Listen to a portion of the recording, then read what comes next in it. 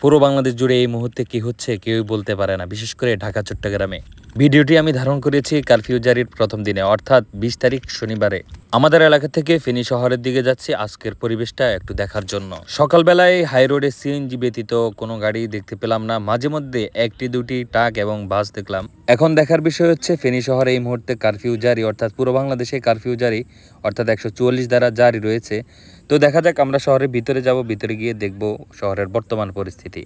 এই ভিডিওটি আমি ধারণ করতেছি, আমি জানি না এই ভিডিওটি আপলোড করতে পারবো কিনা, কারণ নেট কখন আসে না আসে আমি জানি না। তো নেট অবশ্যই আসবে, আসলে তখন আমি আপলোড দিব, আপনারা দেখবেন। আর ভিতরে গিয়ে দেখি অবস্থা আসলে কি।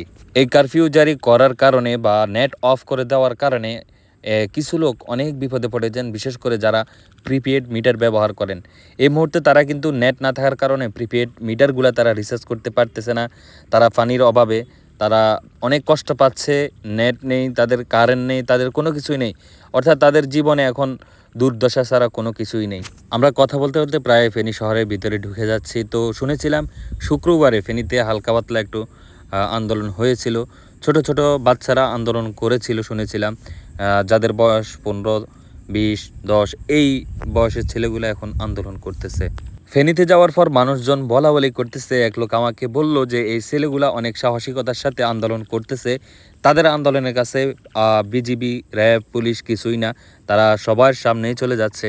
যাই হোক, আমরা সুন্দর একটি সমাধান চাই, সুন্দর একটি বাংলাদেশ চাই। এরকম পরিস্থিতি আমরা কখনো কাম্য করিনি।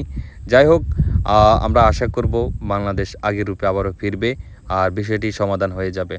ফেনীতে মিজান রোডের বর্তমান অবস্থা আপনারা দেখতে পেলেন। এখানে সিএনজি চলতেছে, গাড়ি চলতেছে, রিক্সা চলতেছে, মাঝে মধ্যে র্যাব এবং আর্মির গাড়ি টহল দিচ্ছে।